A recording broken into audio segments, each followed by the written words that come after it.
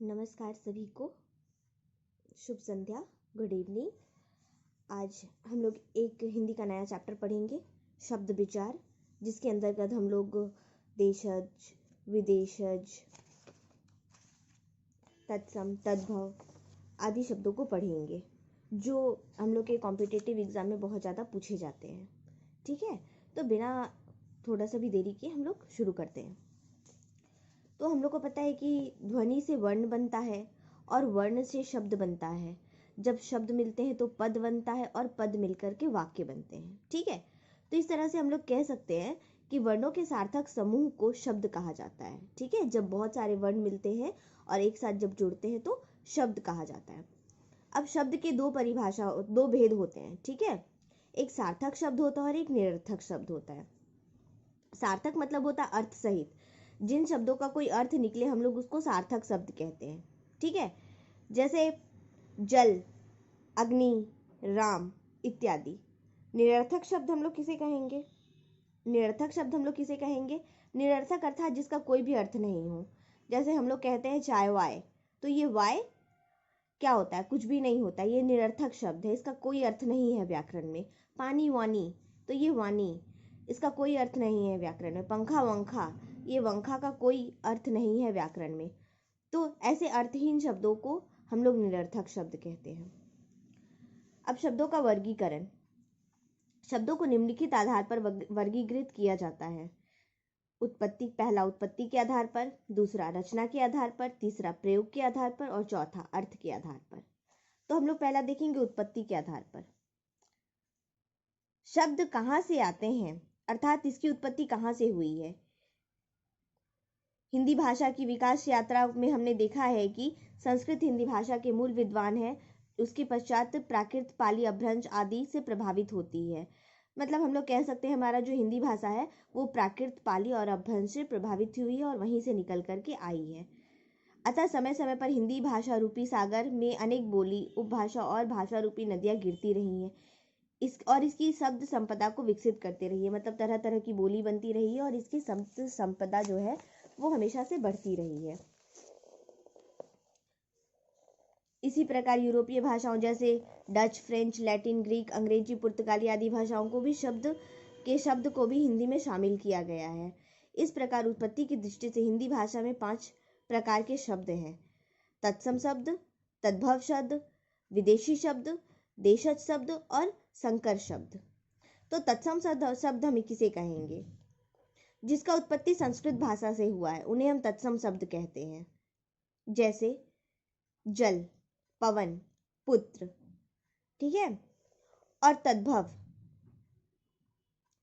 संस्कृत के जिन शब्दों को हिंदी की प्रकृति के अनुसार ढाल कर लिया गया है, यानी शब्द संस्कृत भाषा से परिवर्तित होकर हिंदी में आ जाते हैं, उन्हें तद्भव कहते हैं। जैसे संस्कृत शब्द है दुग्ध और इससे हिंदी शब्द में दूध, रात्रि से बना रात आदि। मतलब सरल भाषा में हम लोग कह सकते हैं कि जो संस्कृत की भाषा है, संस्कृत के जो शब्द हैं उन्हें हम तत्सम कहते हैं और जो संस्कृत से लेकर हिंदी में ढाल लिया गया है उसे हम तद्भव कहते हैं। जैसे दूध, रात आदि। ठीक है, हम यहाँ पर कुछ तत्सम और तद्भव शब्द की सूची को देखते हैं। तत्सम में हम अज्ञान कहते हैं और तद्भव में अनजान। तत्सम में हम अम्बा कहते हैं और तद्भव में अम्बा।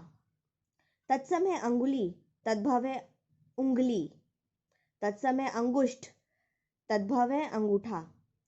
तत्सम है आश्चर्य, तद्भव है अचरज। तत्सम है इच्छु, तद्भव है ईख। तत्सम है उच्च, तद्भव है ऊंचा।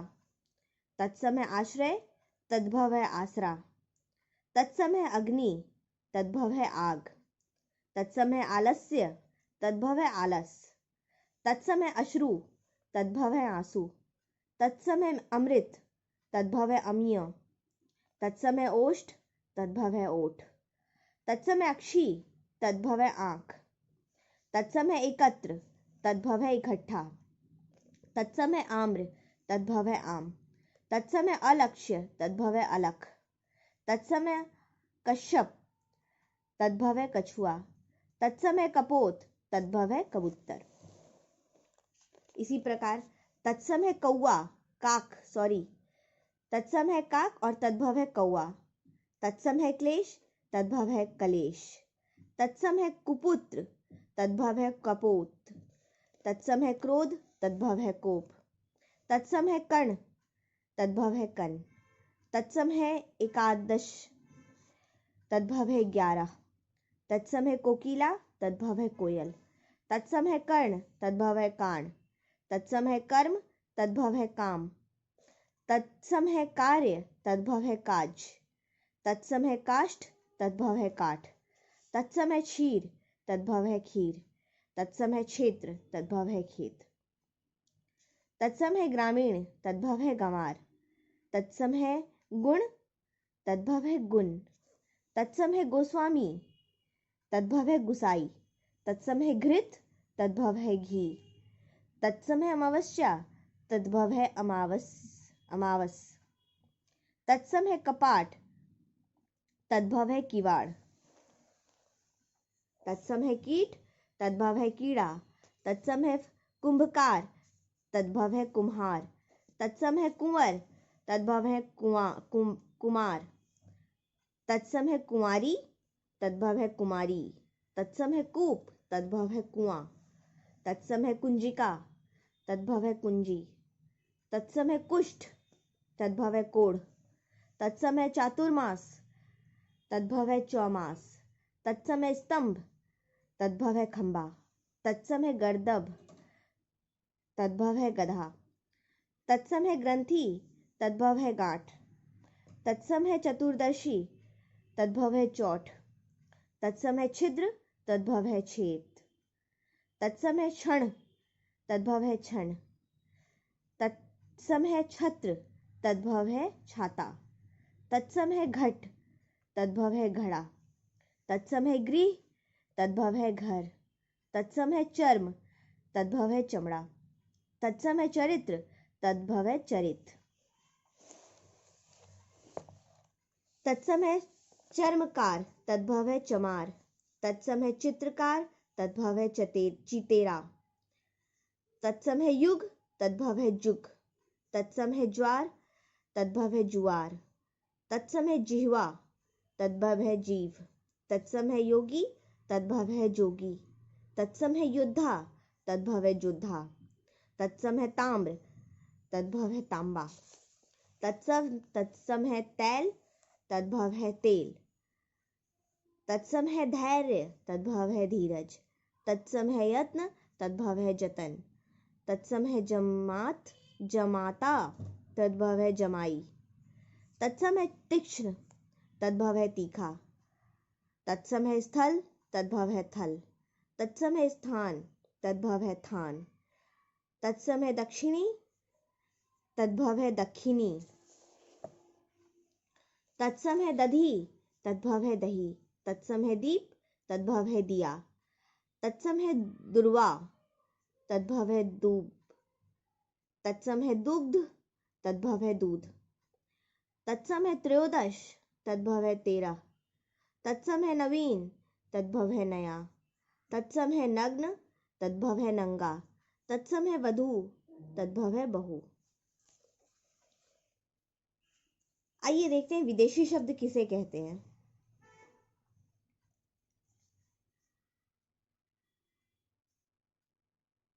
भारत पर समय समय पर बहुत सारे विदेशी आते रहे हैं और उनकी भाषाओं ने यहाँ के लोगों को बहुत ज़्यादा प्रभावित भी किया है, विशेष रूप से हिंदी भाषा को। तो जो शब्द अरबी, फारसी, पुर्तगाली, फ्रांसीसी, अंग्रेजी आदि विदेशी भाषाओं से हिंदी में आ गए, उन्हें विदेशी शब्द कहते हैं। जैसे अरबी भाषा से आया है अदालत, औरत, तारीख, मुकदमा। फारसी भाषा से आया है आदमी, चश्मा, चाकू, दुकान। तुर्की भाषा से आया तोप, लाश, चमचा, तमगा। अंग्रेजी भाषा से आया appeal, college, doctor, fees, rail आदि। फ्रांसीसी भाषा से आया रेस्तरां, कर्फ्यू, बिगुल, पुलिस। देशज किसे कहते हैं? अब हमारा देश बहुत बड़ा है, यहाँ पर बहुत सारी अलग अलग बोली बोली जाती है, तो उन्हें हम लोग देशज शब्द कहते हैं। जैसे लोटा, जो स्थानीय भाषा से प्रभावित होकर के आई है, ठीक है, उसे हम कहेंगे देशज शब्द। जैसे लोटा, जूता, पगड़ी, खटिया, सोटा, रोटी, दाल, खिचड़ी, डिबिया, पड़ोस, छोटा, बड़ा, मोटू, पेट, भौं भौं, खटखटाना, पेटी, फुल्का, पराठा आदि। अब संकर शब्द किसे कहते हैं? देशज तो हमारे देश से ही निकल गई, अब ये संकर शब्द कहाँ से आया है? अनेक भाषाओं का प्रभाव केवल हिंदी पर पड़ा हो ऐसा नहीं है। अंग्रेजी, फारसी, अरबी, पुर्तगाली और देशज शब्द भी आपस में घुल मिल गए और इस प्रकार अलग अलग भाषाओं के मेल से शब्द बने। ऐसे शब्द को मिश्रित शब्द या संकर शब्द कहा जाता है, जो बहुत सारे अलग अलग भाषाओं के मिश्रण से मिलकर के बना है। जैसे चाय वाला, चाय प्लस वाला, चीनी प्लस हिंदी। टिकट घर, टिकट जोड़ घर, तो टिकट आया अंग्रेजी से और घर बन गया हिंदी से, तो मिश्रित भाषा बन गया टिकट घर। पिक दान, पिक आया हिंदी से और दान आया फारसी से, तो इस तरह से मिश्रित शब्द बन गया संकर शब्द पिक दान। तेल साबुन, तेल आया हिंदी से, साबुन आया पुर्तगाली से, तो इस प्रकार संकर शब्द बन गया तेल साबुन। कप्तान साहब, कप्तान आया अंग्रेजी से और साहब आया फारसी से, तो संकर शब्द बन गया कप्तान साहब। सुरमा पाउडर, सुरमा शब्द आया अरबी से और पाउडर आया अंग्रेजी से, तो सुरमा पाउडर बन गया संकर शब्द, जिसको हम लोग कहेंगे मिश्रित शब्द।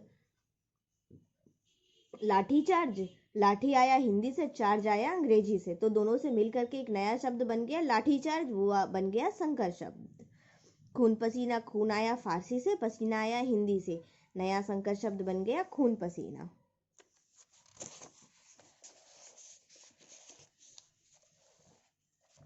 अब रचना के आधार पर भी शब्दों का वर्गीकरण किया गया है 3 भागों में, रूढ़ शब्द, यौगिक शब्द और योग रूढ़ शब्द।